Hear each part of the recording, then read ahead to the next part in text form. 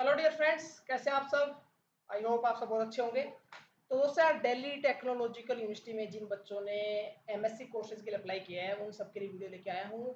और इस वीडियो के अंदर बात करेंगे जो सबसे मेन डाउट आ रहा है कि डॉक्यूमेंट कौन कौन से रिक्वायर होते हैं। तो वैसे तो ब्रोशर के अंदर लिखा हुआ है, पर फिर भी मैं आपको बता देता हूँ कि कौन कौन से कंपलसरी है और किस किस की अंडरटेकिंग लग सकती है। ठीक है, तो ये ध्यान से देख लीजिएगा वीडियो, ठीक है। इसको स्किप मत करना, बाकी मैं बोल देता हूँ, मैं वो पास वगैरह करता था बीच में, तो आप स्किप कर सकते हैं।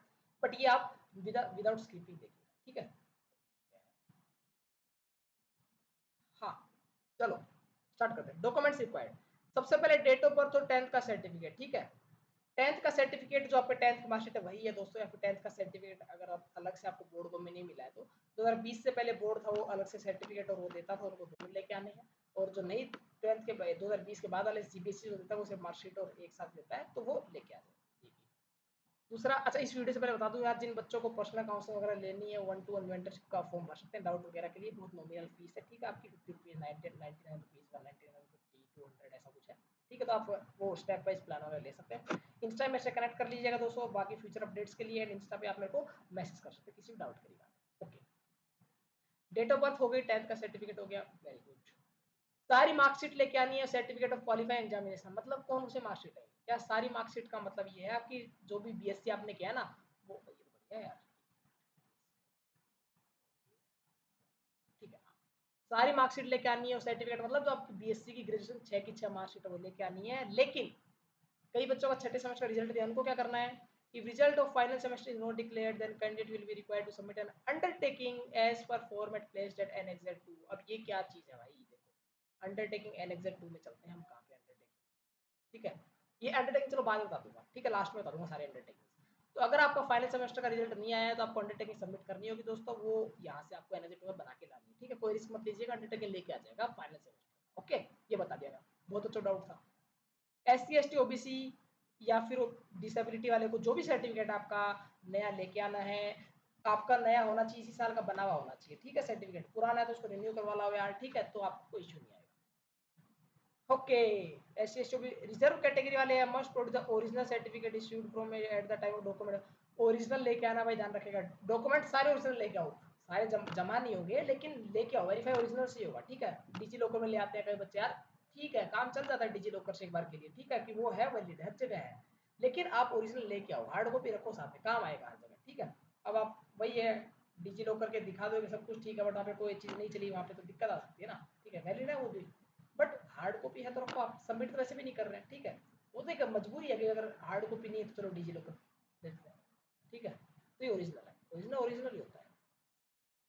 ओके, ओरिजिनल सर्टिफिकेट हो गया, ये लेके आना है। ओबीसी एनसीएल वालों को देखो, कास्ट सर्टिफिकेट मार्च 31 के बाद, मतलब 1 अप्रैल के बाद वाला लेके आना है, from the authorities as issued, नहीं एज मेंशनड, सॉरी, अथॉरिटीज से as mentioned in annexure 3। Annexure 3 में फॉर्मेट दे रखा होगा, वो भी आपको बता दूंगा। एनेक्सर 2, एनेक्सर 3, ये सब क्या है, ये नीचे दे रखे, मैं आपको बता दूंगा, ठीक है।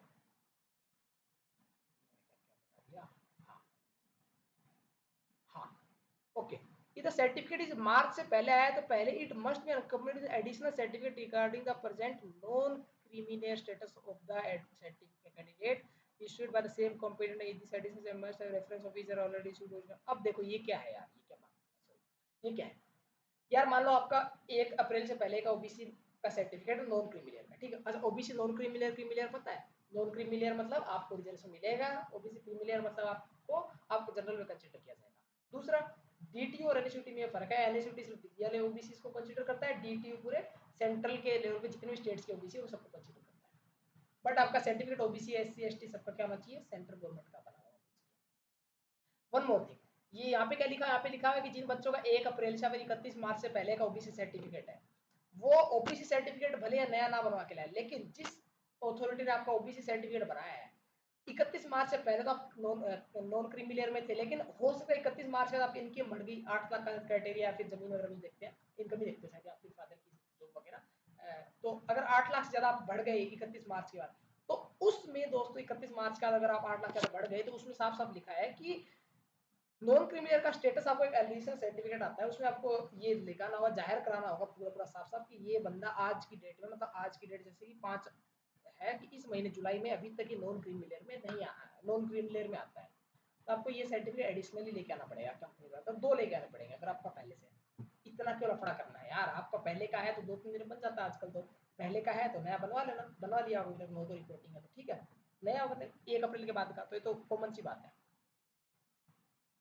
यहाँ पे रिफंड के रूल भी, रिफंड के रूल भी बताऊंगा आपको, ठीक है। अब बात करते हैं नेक्स्ट।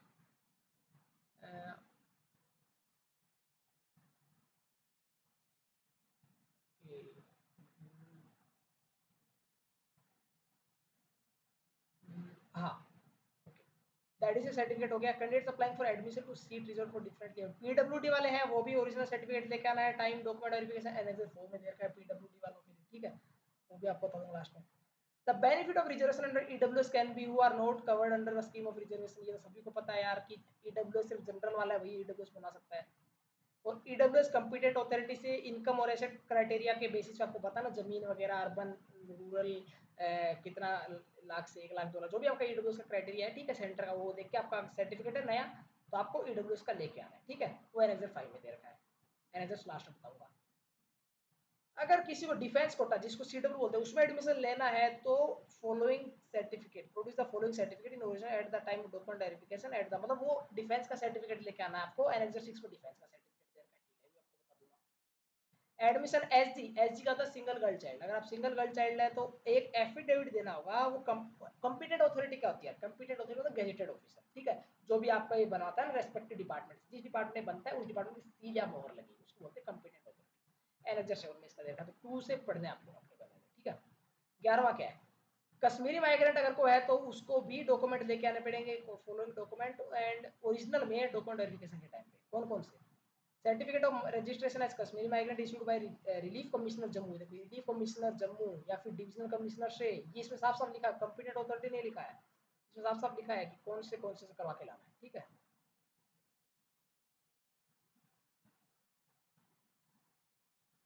हाँ, to establish status of the applicant as registered migrant, ये माइग्रेंट रजिस्टर्ड है एनेक्सर 8 के थ्रू, ठीक है, ये एनेक्सर 8 है बनाना है। Proof of property in Kashmir of the parent of the candidate, ये दोनों मैंडेटरी हैं, और नहीं लगा हुई, दोनों मैंडेटरी, ठीक है। तो ये तो हो गया आपका पूरा का पूरा डॉक्यूमेंट कौन कौन से लेके आने हैं, ठीक है। अब बात करते हैं एनेक्सर इनका फॉर्मेट क्या होने वाला है, डॉक्यूमेंट का जो अंडरटेकिंग वाले सबका फॉर्मेट क्या करते हैं। एनेक्सर कहाँ है, जल्दी से एनेक्सर पे चलते हैं ना। आपका डॉक्यूमेंट का सारा लिस्ट समझ में आ गया होगा आई थिंक। अच्छा, इनके अलावा डॉक्यूमेंट के अलावा एक बात तो कॉमन सी बात है यार, आधार कार्ड, पैन कार्ड, ये तो लेके आएंगे आप, जो आइडेंटिटी प्रूफ है, ठीक है, चाहिए चाहिए होता है हर जगह, कहीं ना कहीं मान लो कुछ भी इशू आ गया।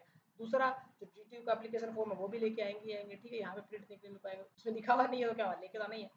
सर्टिफिकेट में फॉर्मेट आ गए हैं दोस्तों, ये देखो, ये फॉर्मेट आपको इसका प्रिंट निकाल लेना है, ठीक है, और इसमें आपकी डिटेल्स फिल करके, और ये आपको अपने जो यूनिवर्सिटी के प्रो डीन वगैरह है उन सबसे फॉर्म वगैरह करा के, रजिस्ट्रार से, प्रोक्टर ऑफिसर से, उनसे करके बीए बीएससी जो भी आपने किया है, ये करके यहाँ पे सील वगैरह मरवा के इसको लेके आ जाना है, ये हो गया।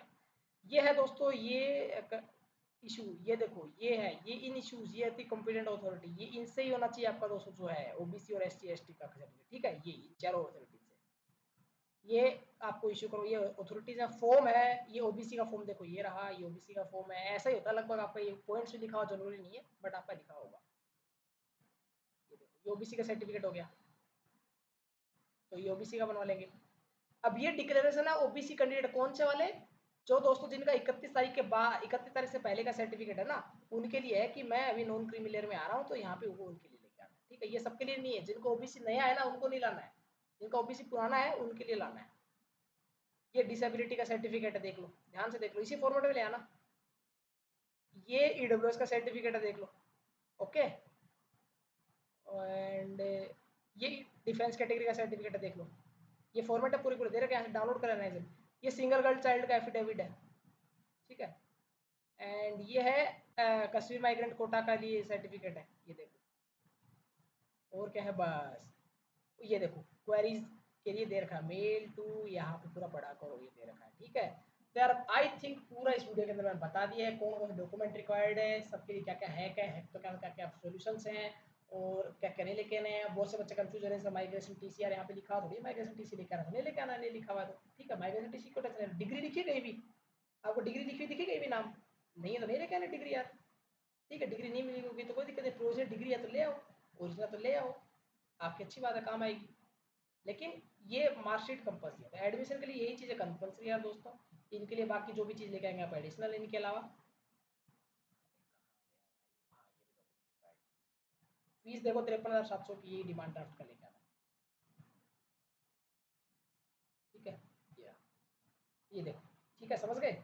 और ये देखो, अच्छा फीस रिफंड सर एडमिशन अगर हो जाता है, अगर हम बाद में कैंसिल कराते हैं तो फीस रिफंड होगी, बिल्कुल फीस रिफंड होगी, यूजीसी गाइडलाइंस के थ्रू रिफंड होगी, ठीक है। और बीच में जो भी इशू है आप कोऑर्डिनेट कर सकते हैं अपनी टीम से।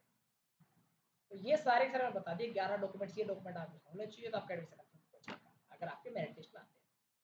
Sir doubts clear I think, बाकी मिलते हैं नेक्स्ट वीडियो में, तब तक के लिए सी यू सून। बाकी नेक्स्ट वीडियो यूजी वाले बच्चों